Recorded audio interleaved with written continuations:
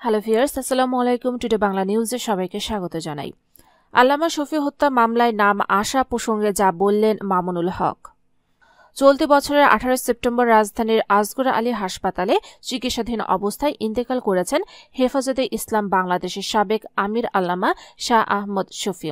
তখন তার মৃত্যুর কারণ হিসেবে বলা হয়েছিল বেশ কয়েক বছর বার্ধক্যজনিত বিভিন্ন রোগের পাশাপাশি ডায়াবেটিস ও উচ্চ রক্তচাপে ভুগছিলেন তিনি। কিন্তু বৃহস্পতিবার আহমদ শফির শ্যালক মৌলানা মাইনুদ্দিন বাদী হয়ে ওই মৃত্যুকে পরিকল্পিত হত্যা উল্লেখ করে মামলা করেছেন, যেখানে মৌলানা মামুনুল হক সহ 36 জনকে আসামি করা হয়েছে। এর মধ্যে মামলাটি আমলে নিয়ে পিবিআইকে তদন্তের নির্দেশ দিয়েছে আদালত। তবে পুরো বিষয়টিকে চক্রান্তের অংশ মনে করছেন হেফাজতের যুগ্ম মহাসচিব মৌলানা মামুনুল হক। নিজের সম্পৃক্ততা অস্বীকার করে পাল্টা আইনি ব্যবস্থা নেওয়ার হুঁশিয়ারি দিয়েছেন তিনি। মামলার বিষয় জানতে চাওয়া হলে তিনি বলেন, জেনে আমি বিস্মিত হলাম।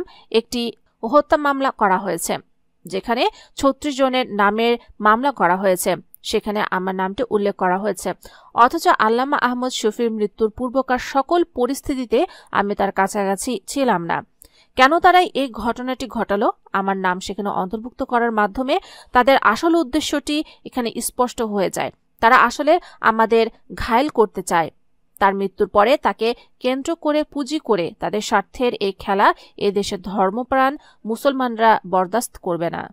তিনি আরও বলেন, তারা আমার মানহানি ঘটিয়েছে। এ বিষয়ে আমি আইনজীবীদের সাথে আলোচনা করে এবং অন্যান্য দায়িত্বশীল এবং ওলামায়ে কেরামদের সাথে পরামর্শক্রমে তাদের আইনগত ব্যবস্থা নেব। মামলার অভিযোগে বলা হয়েছে, আল্লামা আহমদ শফিকে হত্যার জন্য 11 অক্টোবর ফটিকছড়িতে বৈঠক করেন মামুনুল হক।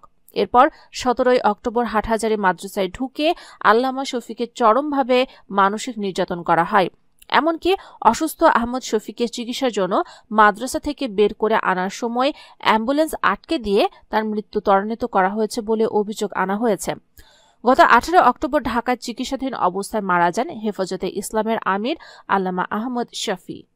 দর্শক মণ্ডলী, প্রতি ঘন্টার আপডেট নিউজ সবার আগে পেতে অবশ্যই আমাদের চ্যানেলটিকে সাবস্ক্রাইব করে রাখুন এবং পাশের বেল আইকনে ক্লিক করে রাখুন।